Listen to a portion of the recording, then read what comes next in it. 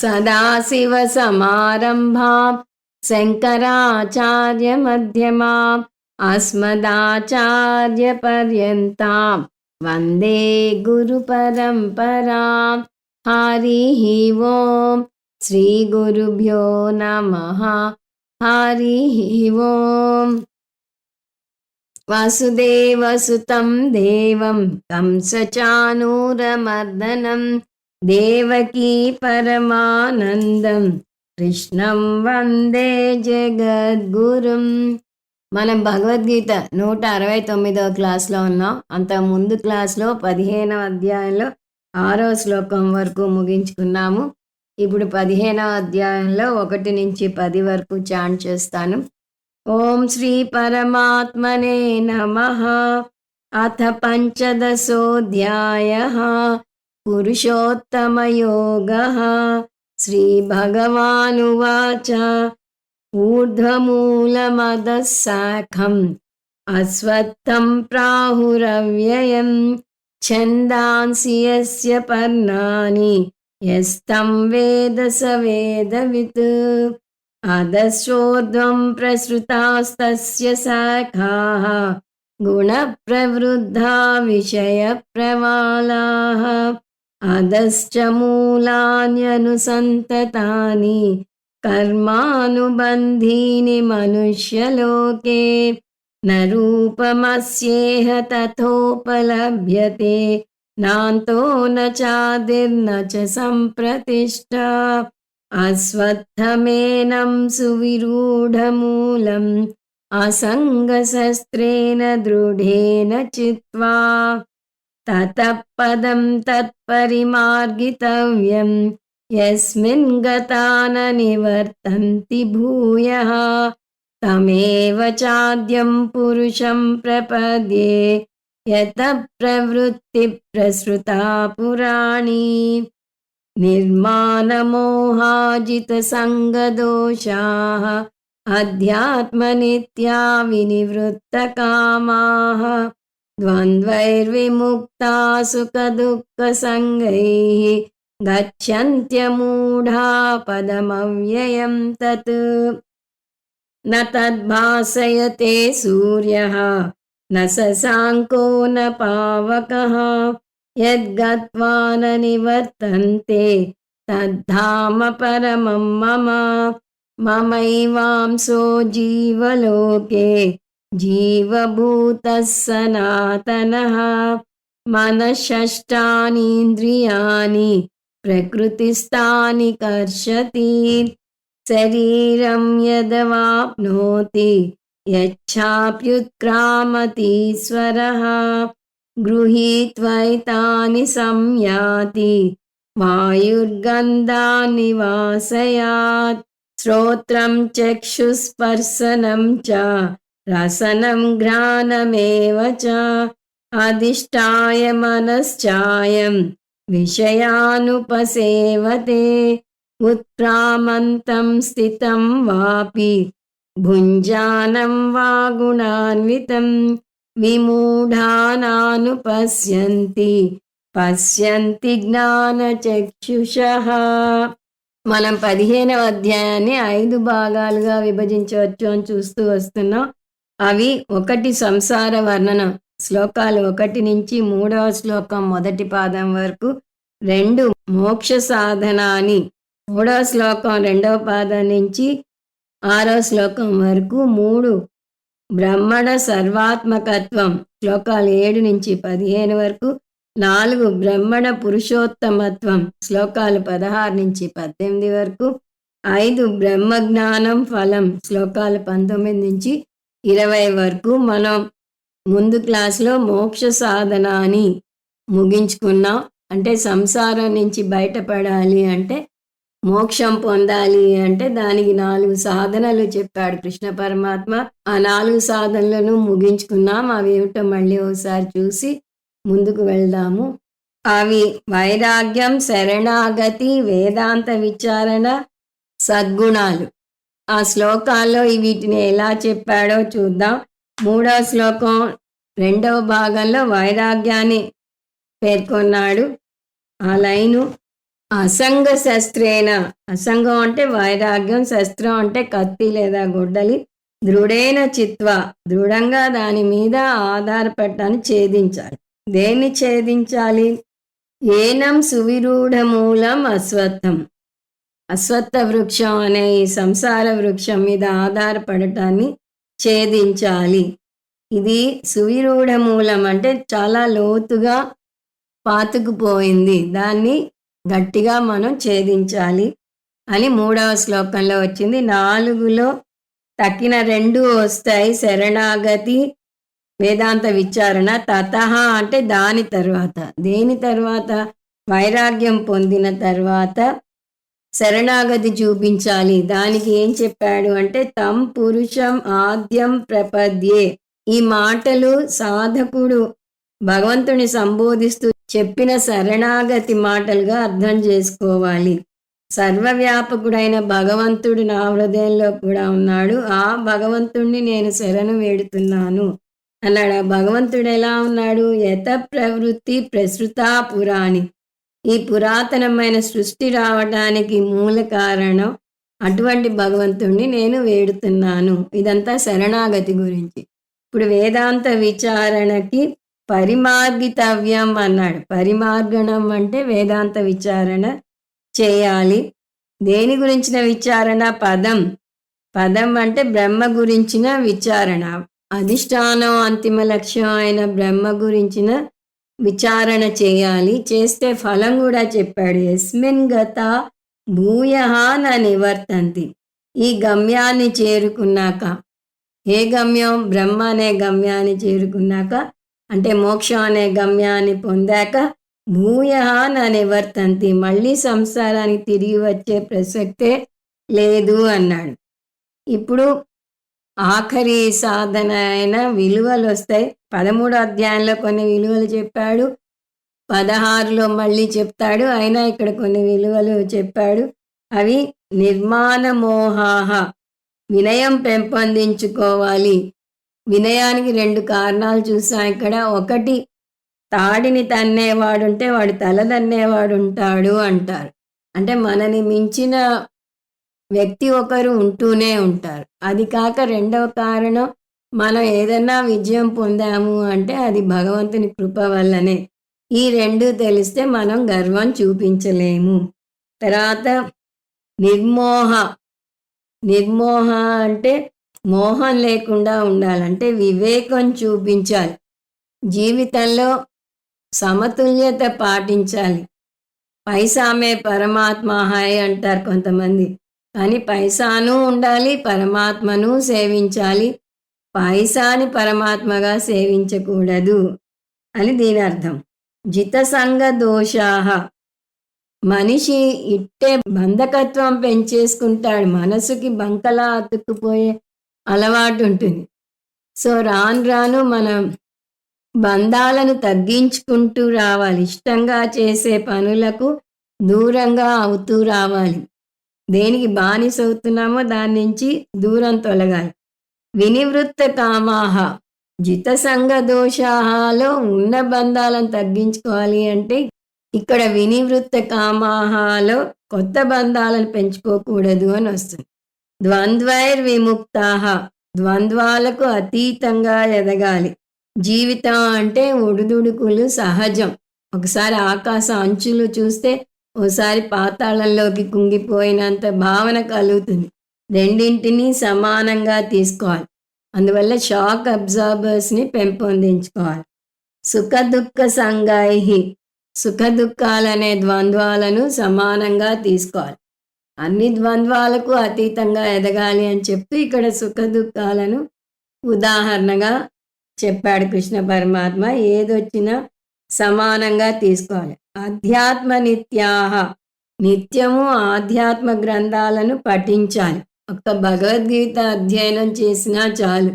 భగవద్గీతని మీరు నేర్చుకోవాలి, ఇంకోళ్ళకి నేర్పించాలి, దాన్ని జీర్ణించుకోవాలి. అమూఢాహ, ఈ 4 సాధనలు పాటించిన వారు అమూఢులు అవుతారు అంటున్నాడు కృష్ణ పరమాత్మ. అంటే జ్ఞాని అవుతాడు. జ్ఞాని అయితే కలిగే ఫలం తత్పదం గచ్చంతి, ఆ పదాన్ని చేరుకుంటాడంటే మోక్షం పొందుతారు. ఎటువంటి పదం? అవ్యయం, శాశ్వతం. అతను పొందిన జ్ఞానం శాశ్వతమైన జ్ఞానం అవుతుంది. 6వ శ్లోకం చాలా ముఖ్యమైనది. అది బ్రహ్మ లక్షణ శ్లోకం. అది మనం ముండకోపనిషత్తులో, కఠోపనిషత్తులో అవే పదాలతో ఒక మంత్రం చూస్తాం. ఆ మంత్రం న తత్ర సూర్యో భాతి న చంద్ర తారకం నేమా విద్యుతో భాంతి కుతోయమగ్ని తమేవ భాంతమనుభాతి సర్వం తస్య భాసా సర్వమిదం విభాతి.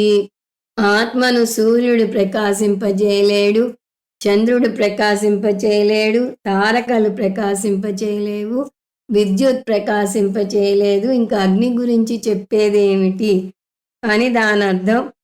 ఇక్కడ కృష్ణ పరమాత్మ వాడిన పదాలను చూస్తే సూర్య తత్ న భాసేతే, సూర్యకాంతి బ్రహ్మ చైతన్యాన్ని ప్రకాశింపచేయలేదు. న శశాంక తద్భాసేతే మనం కలుపుకోవాలి.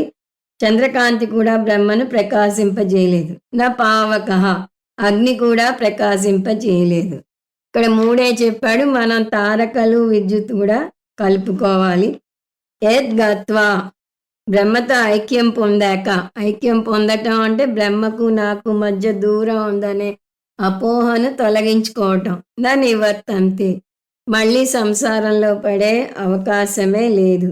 తద్ధామ పరమం మమ, బ్రహ్మ అనే గమ్యం మరేదో కాదు, నా ఉన్నత స్వరూపం అంటున్నాడు కృష్ణ పరమాత్మ. అంటే కృష్ణ పరమాత్మ భగవంతుని గురించి చెప్పినప్పుడు పరాప్రకృతి అపరాప్రకృతి అనే 2 అంశాలు ఉన్నాయి. మనం పరాప్రకృతికి రాకుండా అపరాప్రకృతిలో మమేకం అవుతున్నాము అని చెప్పాడు. అందువల్ల అపరాప్రకృతి నుంచి పరాప్రకృతి వైపుకి వచ్చి ఆ జ్ఞానం పొందాలి అని చెప్పాడు. ఇక్కడితో మోక్ష సాధన అని అయిపోయింది. ఇంతవరకు ముందు క్లాస్లో చూసాం. ఇప్పుడు తర్వాత అంశంలోకి అడుగు పెట్టబోతున్నాం. అది బ్రహ్మణ సర్వాత్మకత్వం. శ్లోకాలు 7 నుంచి 15 వరకు వీటి ఉపోద్ఘాతం చూసి శ్లోకాల్లోకి వెళ్దాం.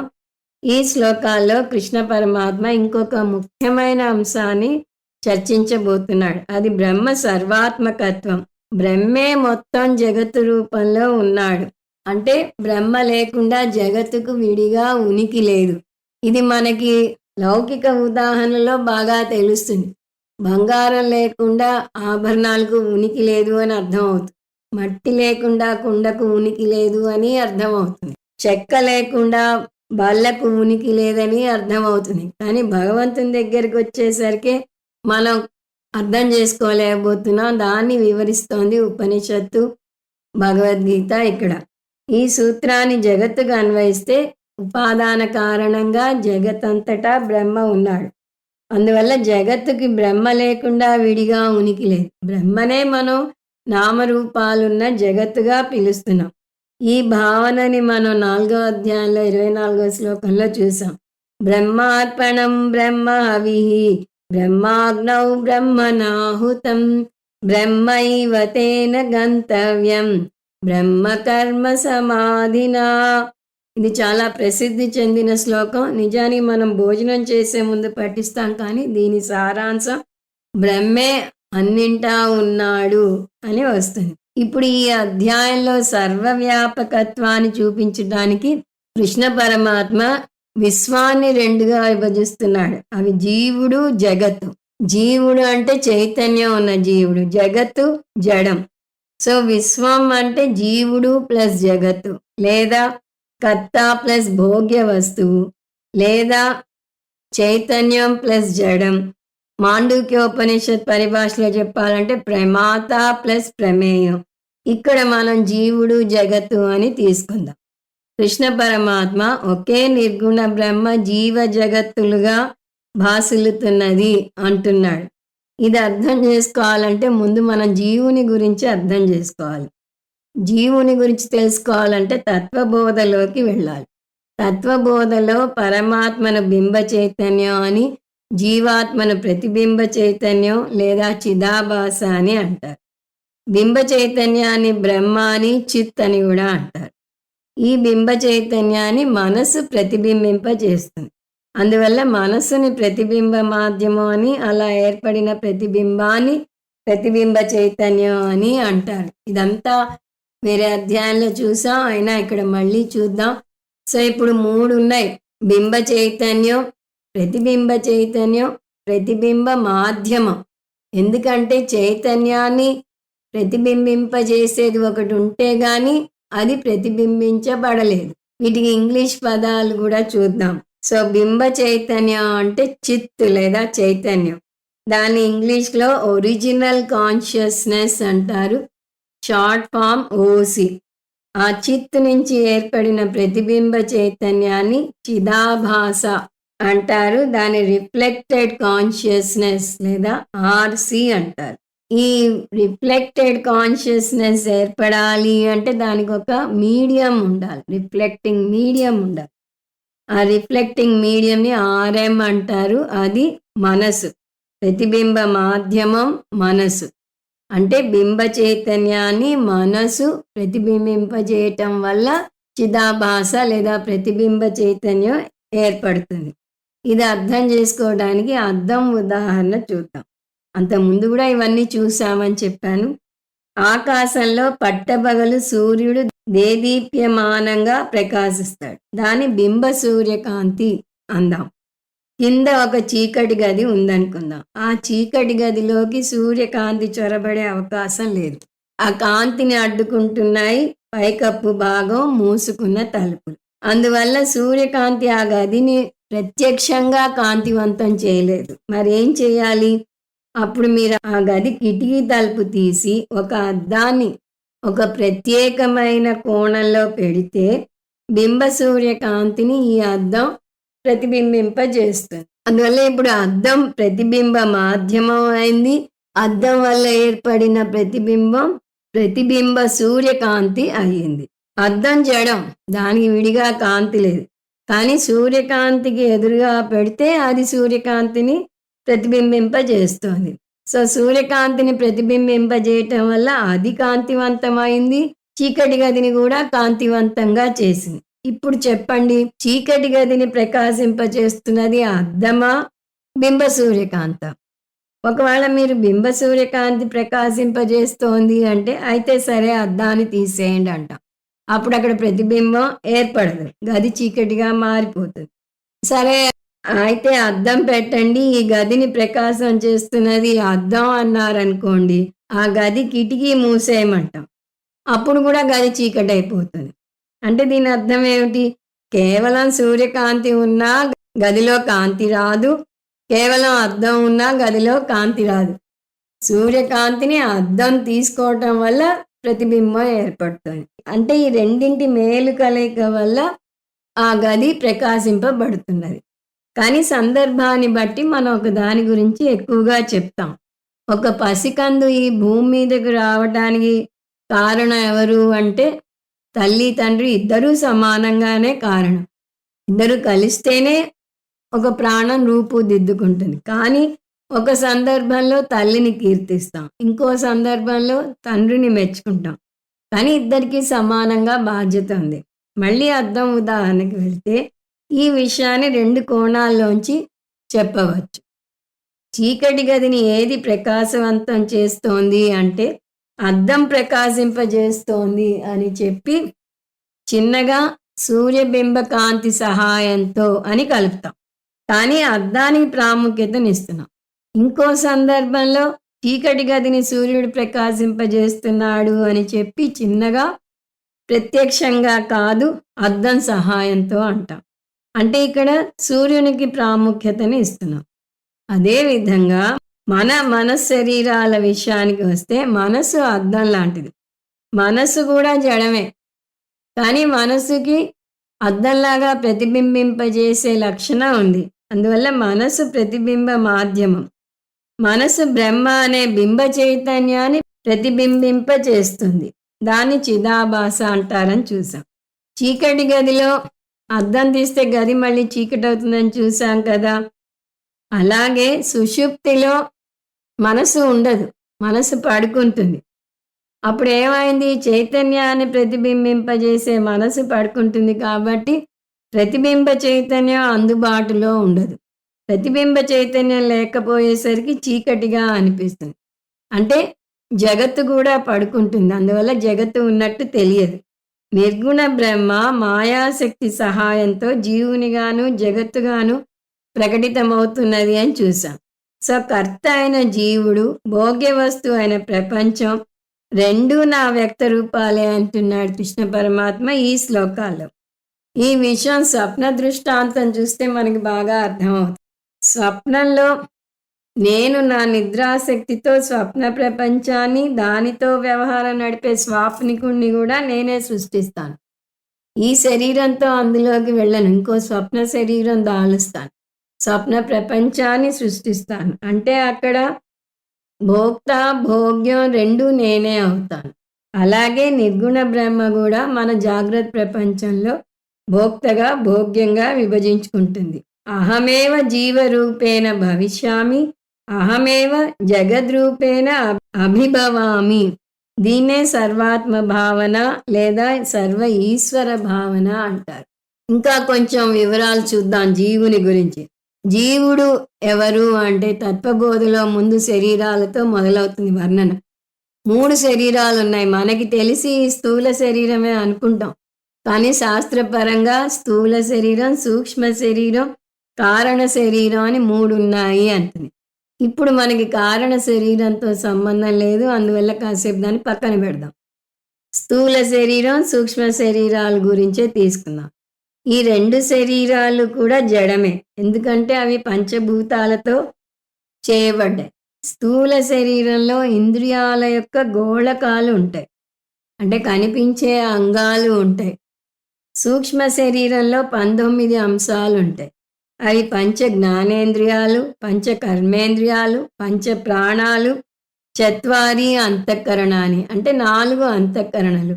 తత్వబోధలో 17గానే వస్తుంది. ఈ మనస్సుని కొన్ని చోట్ల 1గా చెప్తారు, 2గా చెప్తారు, 4గా చెప్తారు. అందువల్ల సంఖ్య మారుతూ వస్తుంది.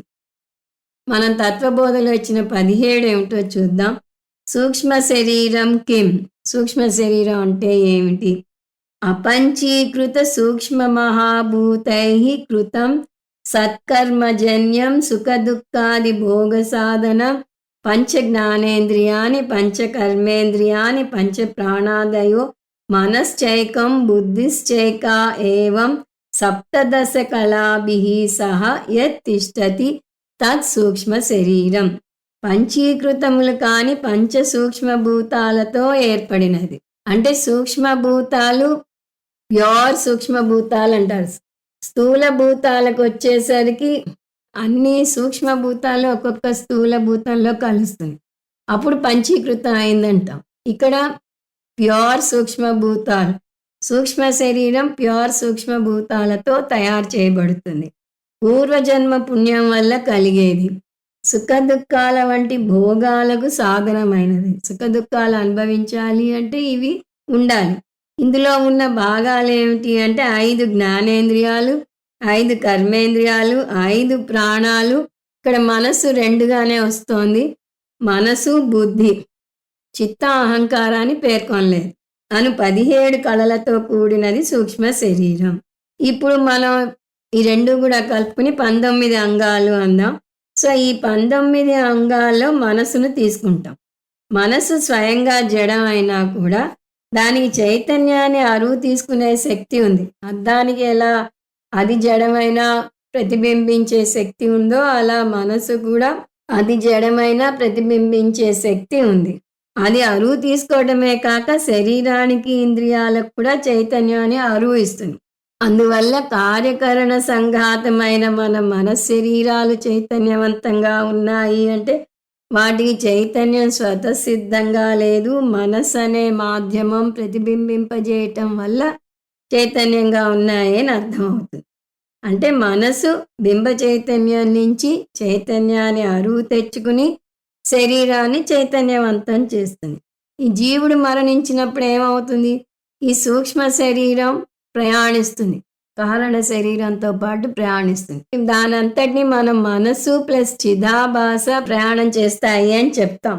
చైతన్యం వెళ్ళిపోతుంది అనకూడదు. అది గుర్తుంచుకోండి. ఎందుకంటే చైతన్యం సర్వవ్యాపకం. దానికి ప్రయాణం లేదు. మనసు స్థూల శరీరాన్ని వదిలి వెళ్తుంది. శాస్త్రంలో మరణాన్ని సూక్ష్మ శరీరం స్థూల శరీరం నుంచి విడిపోవటంగా వర్ణిస్తుంది. జన్మను సూక్ష్మ శరీరం వెళ్ళి మరొక కొత్త స్థూల శరీరంతో సంయోగం చెందటంగా వర్ణిస్తుంది. సూక్ష్మ శరీరం అంటే ఈ 19 అంశాలు గుర్తుంచుకోవాలి. వాటన్నిటినీ ఇక్కడ మనం మనసు ప్లస్ చిదాభాసగా వ్యవహరిస్తున్నాం. సో మరణం సంభవించినప్పుడు చైతన్యాన్ని ప్రతిబింబింపజేసే మనసు వెళ్ళిపోతుంది కాబట్టి బింబ చైతన్యం ఉన్నట్టు తెలియదు. అద్దం తీసేస్తే ప్రతిబింబ సూర్యకాంతి తెలియదు అని చూసాం కదా, అలాగే ఇక్కడ మనసు వెళ్ళిపోతుంది కాబట్టి ప్రతిబింబ చైతన్యం తెలియదు. ప్రతిబింబ చైతన్యం తెలియకపోయేసరికి బింబ చైతన్యం ఉన్నట్టు కూడా తెలియదు. శరీరానికి బింబ చైతన్యం ఎందుకు ప్రత్యక్షంగా చైతన్యం ఇవ్వదు అంటే, శరీరానికి ప్రత్యక్షంగా చైతన్యాన్ని ఇస్తే శరీరానికి మరణం ఉండదు. మరణం లేకపోతే నష్టం ఏమిటి అంటే, అలా తరతరాలుగా జీవులు ఈ భూమి మీదే ఉండిపోతారు. అందువల్ల జనాభా పెరిగిపోతుంది. మనసు వెళ్ళిపోగానే శరీరానికి చైతన్యం ఉండదు. చైతన్యం లేకపోయేసరికి బింబ చైతన్యం ఉన్నట్టు మనకి తెలియదు. చైతన్య లక్షణాల్లో చూస్తాం. శరీరం పడిపోతే దాన్ని ప్రతిబింబింపజేసే మాధ్యమం లేదు కాబట్టి బింబ చైతన్యం ఉన్నట్టు తెలియదు. అంత మాత్రాన బింబ చైతన్యం లేనట్టు కాదు అని నేర్చుకుంటాం. సో ఇప్పుడు దీన్ని బట్టి మనం నేర్చుకున్నది ఏమిటి? చైతన్యం మనసును చైతన్యవంతం చేస్తుంది. మనసు శరీరాన్ని చైతన్యవంతం చేస్తుంది. అందువల్ల జీవించి ఉన్న వారిని చూస్తే వారి వెనక మనసు ఉందని తెలుసుకోవాలి. వారు వ్యవహారాలు నడుపుతున్నారు అంటే మనసు ఇంద్రియాలతో కలవటం వల్ల వ్యవహారం నడుపుతున్నారు. సో మనసు ఉంది అని తెలుస్తుంది. ఆ మనసు మనకు కనపడదు, అర్థం కాదు, కానీ శరీరం చేసే ప్రతి పని వెనక మనసు ఉందని తెలుస్తుంది. మనసు ఉందని తెలిస్తే బింబ చైతన్యం ఉందని తెలుస్తుంది. అదెలా అంటే, బింబ చైతన్యం లేకుండా మనసు చైతన్యవంతం అవ్వలేదు అని ఇప్పుడే చూసాం. ఆ విధంగా శరీరం మనసు ఉందని తెలుసుకోవడానికి తోడ్పడితే మనసు బింబ చైతన్యం ఉందని తెలుసుకోవడానికి తోడ్పడుతుంది. ఆ బింబ చైతన్యమే బ్రహ్మ. ఉదాహరణకి గదిలో విద్యుత్ శక్తి ఉందా లేదా, కరెంటు ఉందా అని ఎవరన్నా అడిగితే ఏం చేస్తారు? లైట్ వేసి చూస్తారు. బల్బు వెలిగితే కరెంటు ఉన్నట్టు అర్థం. బల్బును స్థూల శరీరంతో పోల్చవచ్చు. ఎందుకంటే బల్బుకు స్వతహాగా కాంతి లేదు. స్థూల శరీరంలో సూక్ష్మ శరీరం ఉన్నట్టుగా దానిలో ఫిలమెంట్ ఉంటుంది. ఆ ఫిలమెంట్ వల్ల బల్బు వెలుగుతోంది. ఆ ఫిలమెంట్ని మనసుతో పోల్చవచ్చు. ఇప్పుడు ఆ ఫిలమెంట్ ఎలా వెలుగుతోంది? విద్యుత్ శక్తి వల్ల వెలుగుతోంది. దాని వెనక విద్యుత్ శక్తి ఉందని మనకు తెలుసు. ఒక్కోసారి బల్బు ఉంటుంది, విద్యుత్ శక్తి కూడా ఉంటుంది, అయినా బల్బు వెలగదు. ఎందుకు అంటే అందులో ఫిలమెంట్ లేదు. స్థూల శరీరం అనే బల్బులో సూక్ష్మ శరీరం అనే ఫిలమెంట్ లేదు. అదేవిధంగా నిన్న మాట్లాడుతూ తిరుగుతూ ఉన్న వ్యక్తి హఠాత్తుగా ఇవాళ లేడు అంటే ఆశ్చర్యపోతాం. అంటే అతని ఫిలమెంట్ వెళ్ళిపోయింది. ఫిలమెంట్ ఏమిటి? సూక్ష్మ శరీరం. సూక్ష్మ శరీరం అతని స్థూల శరీరాన్ని వదిలి వెళ్ళిపోయిందన్నమాట. దీన్ని బట్టి చూడండి, భగవంతుడి గురించి మనం ఎక్కడో ఒంటికాల మీద నిల్చుని తపస్సు చేసి ఎక్కడో ఉన్నాడని వెతకనవసరం లేదు. ఎవరైనా మనిషి హుషారుగా ఉన్నాడంటేనే అది సర్వవ్యాపకమైన భగవంతుని కృప అని అర్థం చేసుకోవాలి. మనం మాట్లాడగలుగుతున్నాము అంటే అది భగవంతుని కృప. చైతన్యం మనసును ప్రకాశింపజేస్తే మనసు వాక్కుని ప్రకాశింపజేస్తే వాక్కు మాట్లాడుతుంది. మీరు మాట్లాడుతున్నది ఎదుటివారు వినగలుగుతున్నారంటేనే భగవంతుని ఉనికికి అది నిదర్శనం. ఇంత స్పష్టమైన నిదర్శనం ఉన్నా కూడా భగవంతుడు ఉన్నాడని ఏమిటి నిదర్శనం అని నిలదీస్తారు కొంతమంది. నువ్వు ఆ ప్రశ్న అడిగావు అంటేనే భగవంతుడు ఉన్నాడు అని అర్థం అంటారు. డౌట్ ది డౌటర్ అంటారు ఇంగ్లీష్లో. భగవంతుడు ఉన్నాడా అని డౌట్ ఎక్స్ప్రెస్ చేసిన అతన్ని నువ్వు ఉన్నావా అని అడగాలి. ఎందుకంటే అతను ఉన్నాడంటేనే భగవంతుడు ఉన్నట్టు అర్థం. అతనికి చైతన్యం వచ్చింది అసలు చైతన్యం వల్ల. అది అర్థం చేసుకోవాలి. అందువల్ల బ్రహ్మే జీవునిగా బాసిల్లుతున్నాడని చెప్తున్నాడు కృష్ణ పరమాత్మ. బ్రహ్మే జగత్తుగా కూడా బాసిల్లుతున్నాడు. జీవః అపి బ్రహ్మైవ జగత్ అపి బ్రహ్మైవ సర్వం బ్రహ్మమయం జగత్. ఉన్నదంతా బ్రహ్మే అని ఇలాంటివి చూస్తే అర్థమవుతుంది. ఈ భావన ప్రతి ఉపనిషత్తులోనూ వస్తుంది. ముఖ్యంగా ముండకోపనిషత్తులో.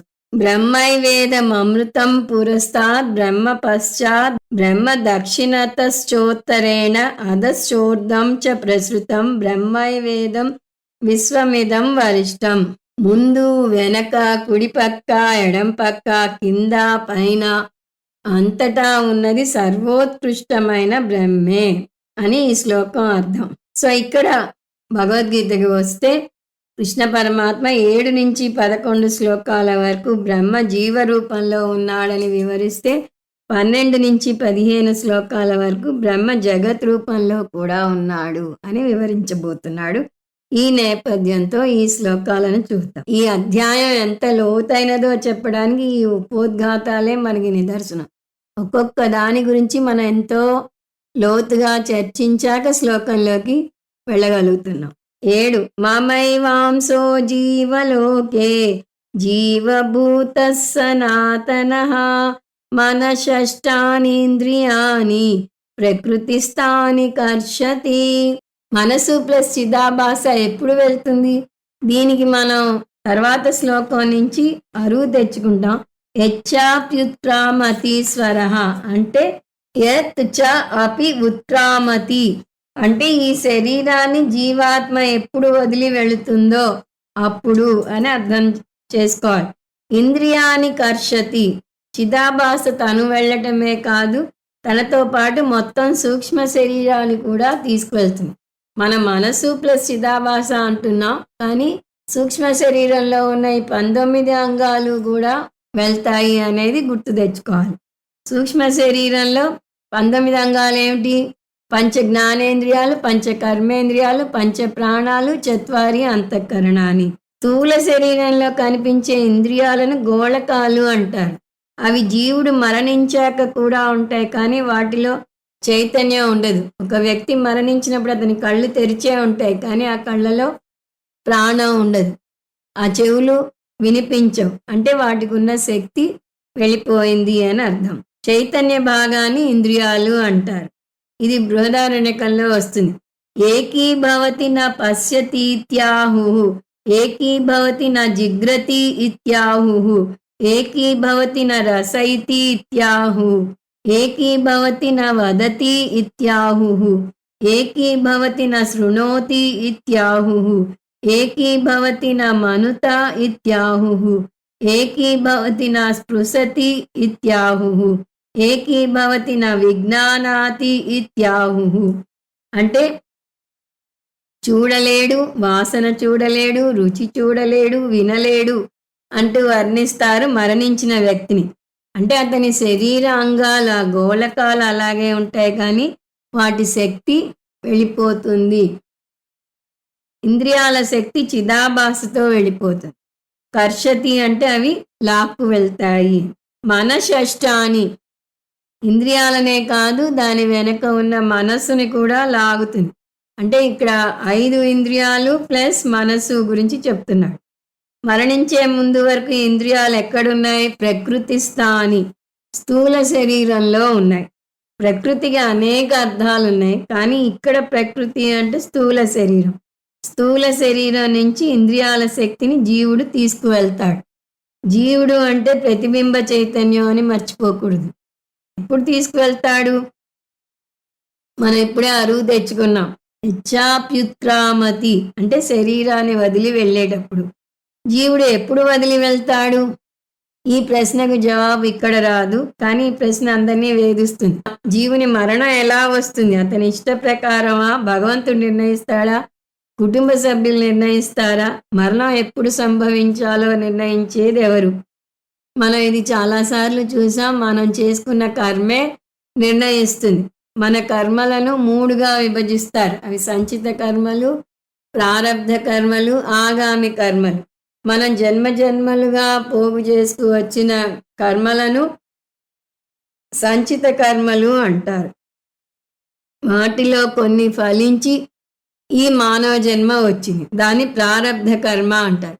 ప్రారబ్ధ కర్మ ముగిసిన క్షణమే ఈ స్థూల శరీరం రాలిపోతుంది. ఆగామి కర్మలంటే ఈ జన్మలో మనం ఊరికే ఉండకుండా అనేక కర్మలు చేస్తాం. ఆ కర్మల్లో కొన్ని ఇక్కడే అనుభవిస్తాం. కొన్ని వెళ్ళి సంచిత కర్మల్లో జేరుతాయి. అందువల్ల ఈ జన్మ ఎప్పుడు ముగిస్తుంది అంటే మన ప్రారబ్ధ కర్మ ముగిసిన క్షణమే ముగిసిపోతుంది. సూక్ష్మ శరీరం పరిస్థితి ఏమిటి అంటే సంచిత కర్మలు ఇంకా చాలా ఉంటాయి. అవి కొన్నే ప్రారబ్ధ కర్మగా క్షయమయ్యాయి. వాటిలోంచి మళ్ళీ కొన్ని రెక్టిఫై అయ్యి మళ్ళీ ఇంకో శరీరం ఇవ్వడానికి అది తోడ్పడుతుంది. సో మరు జన్మ సంచిత కర్మ మీద ఆధారపడి ఉంటుంది. ఇది సూక్ష్మంగా సూక్ష్మ శరీరం యొక్క ప్రయాణం. తర్వాత శ్లోకం చూద్దాం. శరీరం యదవాప్నోతి యచ్చాప్యుత్క్రామతీశ్వరః గృహీత్వైతాని సంయాతి వాయుర్గంధాని వాసయాత్ యత్ చ అపి ఉత్క్రామతి.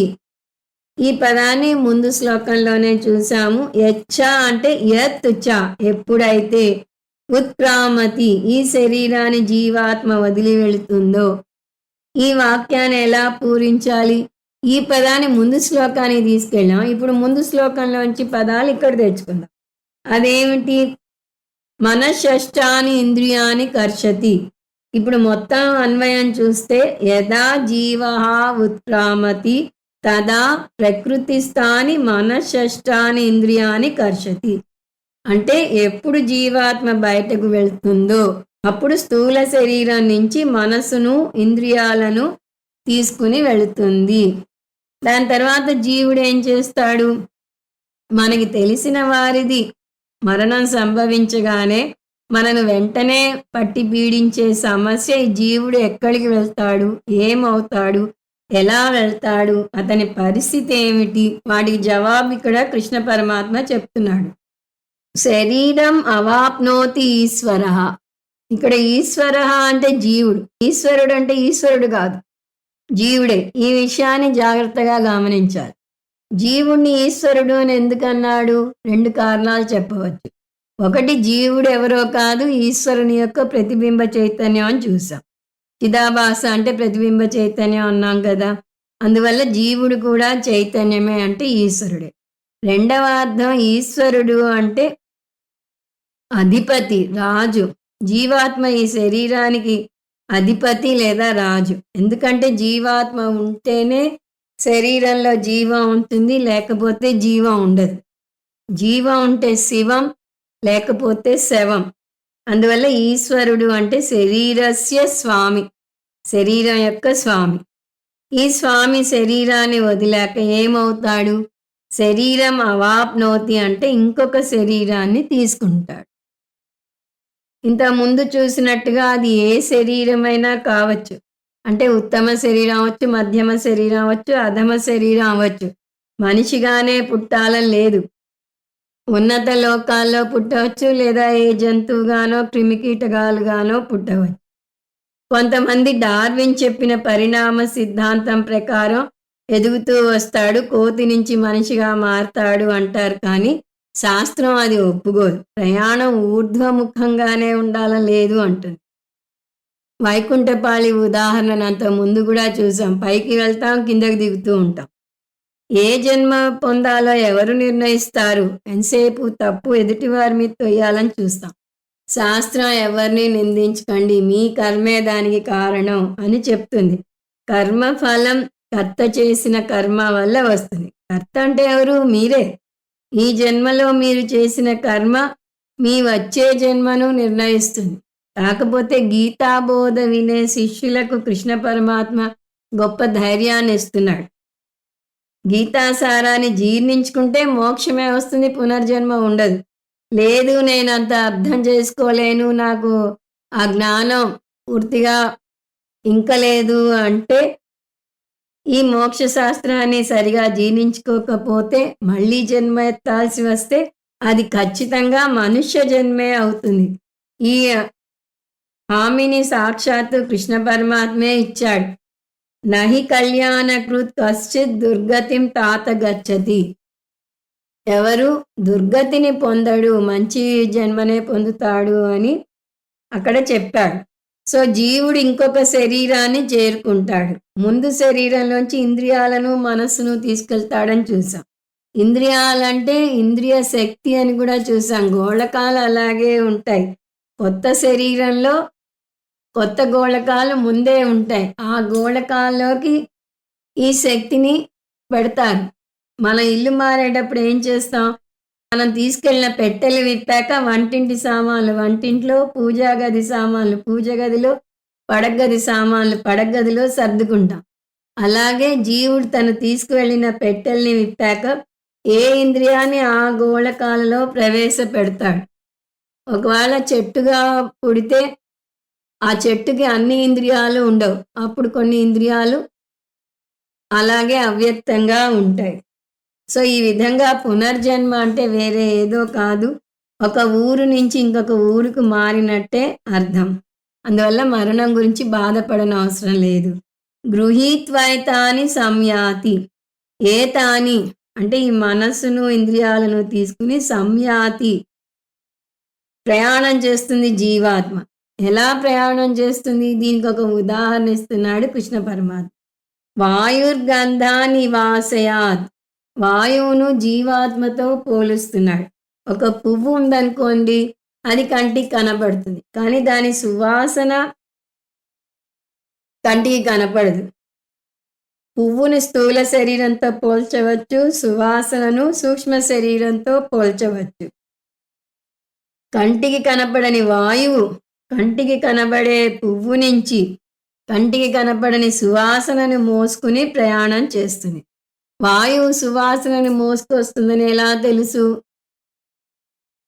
వాయువు వీస్తే దానితో పాటు ఆ పరిమళం కూడా మనను తాకుతుంది. అలాగే కంటికి కనపడని జీవాత్మ కంటికి కనబడే స్థూల శరీరం నుంచి కంటికి కనపడని మనస్సును అంటే సూక్ష్మ శరీరాన్ని తీసుకువెళ్తుంది. ఆశయాత్ అంటే పువ్వు, గంధాన్ అంటే పరిమళం, వాయువు అంటే గాలి. సో గాలి పువ్వు యొక్క పరిమళాన్ని మోస్తూ వచ్చినట్టుగా. సరే, పునర్జన్మ ఎప్పుడు పొందుతుంది జీవాత్మ? ఇదొక అంతుపట్టని సమస్య. వెంటనే పుట్టేసేటట్టయితే శ్రాద్ధ కర్మలు చేయటం అనవసరం, మళ్ళీ పుట్టిన వారికి ఎలా పెడతాం మనం అని కొంతమంది అంటారు. అంటే దీనికి జవాబు అందరికీ ఒక్కలా ఉండదు. కొందరు ఒక్క రోజులో పుట్టవచ్చు, కొందరు ఒక సంవత్సరంలో పుట్టవచ్చు, కొందరు 1,00,000 సంవత్సరాలే పుట్టవచ్చు.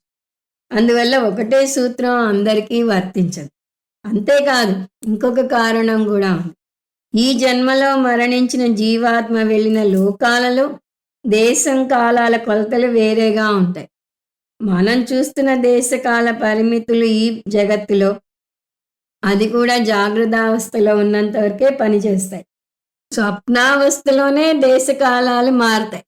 మన స్వప్నం నిడివి 90 క్షణాలు మాత్రమే అంటారు, కానీ అందులో అనేక ప్రాంతాలను చూస్తాం, పెళ్లి చేసుకుని పిల్లల్ని కంటాం.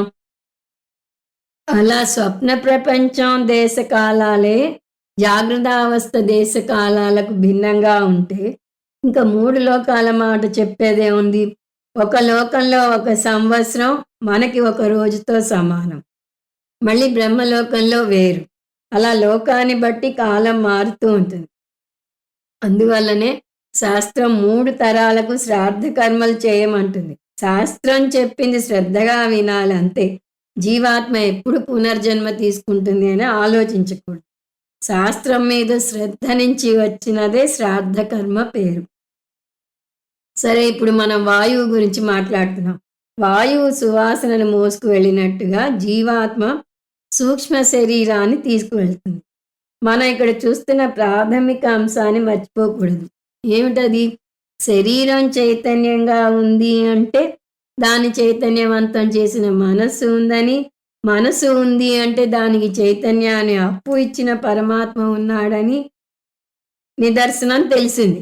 ఇప్పుడు మనం మరణం గురించి ఆలోచిస్తే జీవించి ఉండటం భగవంతుని ఉనికికి నిదర్శనం అయితే మరణం కూడా భగవంతునికి మహా గొప్ప నిదర్శనం. అదెలా అంటారా? శివంలా ఉన్న శరీరం కాస్త శవం అయిపోయింది. అంటే చిదాభాస రూపంలో ఉన్న ఈశ్వరుడు ఈ శరీరాన్ని వదిలి వెళ్ళిపోయాడు. ఆ విధంగా జీవితం భగవంతుని ఉనికికి నిదర్శనం. మరణం భగవంతుని ఉనికికి గొప్ప నిదర్శనం అని అర్థం. వచ్చే శ్లోకంలో పుట్టుకకు మరణానికి మధ్య ఉన్న జీవితం కూడా భగవంతుని ఉనికికి గొప్ప నిదర్శనం అని వస్తుంది. అంటే జీవితంలో మనం పాడినా, ఆడినా, ఏం చేసినా అది భగవంతుని ఉనికిని చాటి చెప్తుంది.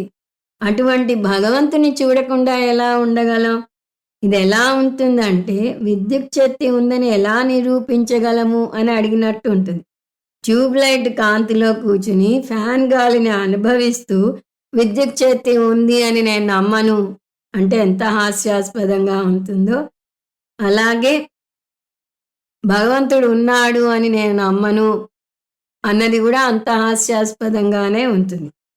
ట్యూబ్ లైట్ కాంతి, ఫ్యాన్ గాలి విద్యుత్ శక్తి ఉండటం వల్లనే వస్తున్నాయి. అలాగే మన స్థూల శరీరం బల్బులాగా కంటికి కనిపిస్తుంది. సూక్ష్మ శరీరం ఫిలమెంట్లా ఉంటుంది. కనబడకపోయినా అది తెలుస్తుంది. దానికి శక్తినిచ్చే ఆత్మ లేదా బ్రహ్మ విద్యుత్ శక్తి వంటిది. బ్రహ్మను విద్యుత్ శక్తి అనకూడదు. బ్రహ్మ విద్యుత్ శక్తి లాగా శక్తిని ఇస్తుంది. ఎలాగైతే కనబడే bulb, fan, mic, radio, television వంటి వస్తువుల్లో విద్యుత్ శక్తి యొక్క ఉనికిని తెలుసుకుంటున్నామో, అలా కనపడే ఈ జీవుల కదలికల్లో భగవంతుని యొక్క ఉనికిని తెలుసుకుంటాం. మనం ఊపిరి తీసుకుని వదులుతున్నామంటేనే చిదాభాస వల్ల చేస్తున్నాం. చిదాభాస ఉందంటే చిత్తు ఉన్నట్టే. చిత్తు లేకుండా చిదాభాస రాదు. బింబ చైతన్యం లేకుండా ప్రతిబింబం ఏర్పడదు. ఆ విధంగా ప్రతి ఒక్క ఇంద్రియం యొక్క పని బ్రహ్మ ఉనికిని చాటి చెప్తున్నాయి. ఈ భావనను కేనోపనిషత్తులో అద్భుతంగా చూస్తాం. శ్రోత్రస్య శ్రోత్రం మనసో మనః యద్వాచోహ వాచం సవు ప్రాణస్య ప్రాణః. ఉదాహరణకు శ్రోత్రస్య శ్రోత్రం అర్థం చూద్దాం. దీని ద్వారా 3 విషయాలు అర్థమవుతాయి. ఆత్మ వేరు, చెవి వేరు. ఆత్మ చెవి అంతటా వ్యాపించి ఉంది. ఆత్మ ఉండటం వల్లనే చెవిని చెవి అనగలుగుతున్నాం. అంటే చెవితో వినగలుగుతున్నాం. ఆ విధంగా ప్రాణానికి ప్రాణశక్తి ఆత్మ వల్లనే ఉంది. కన్నుకి కంటి చూపు ఆత్మ వల్లనే ఉంది. అందువల్ల చిదాభాస వెళ్ళిపోగానే ఈ గోళకాలకు ఆ శక్తి కూడా వెళ్ళిపోతుంది. చిదాభాస ఉండగా శరీరానికి ఎంతో విలువనిస్తాం. అలంకరణలు చేస్తాం, సెంట్లు పూసుకుంటాం, నానా హడావిడి చేస్తాం. కానీ చిదాభాస వెళ్ళిపోగానే శరీరం శవమవుతుంది, దుర్గంధం వెదజల్లుతుంది. భార్య కూడా ఎంత త్వరగా ఈ శరీరాన్ని సాగనంపుదామా అని చూస్తుంది. యావత్ పవనో నివసతి దేహే తావత్ పృచ్ఛతి కుశలం గేహే గతవతి వాయౌ దేహాపాయే భార్యాభిభ్యతి తస్మిన్ కాయే. ఒక శరీరంలో ప్రాణం ఉన్నంత వరకే దానికి విలువ.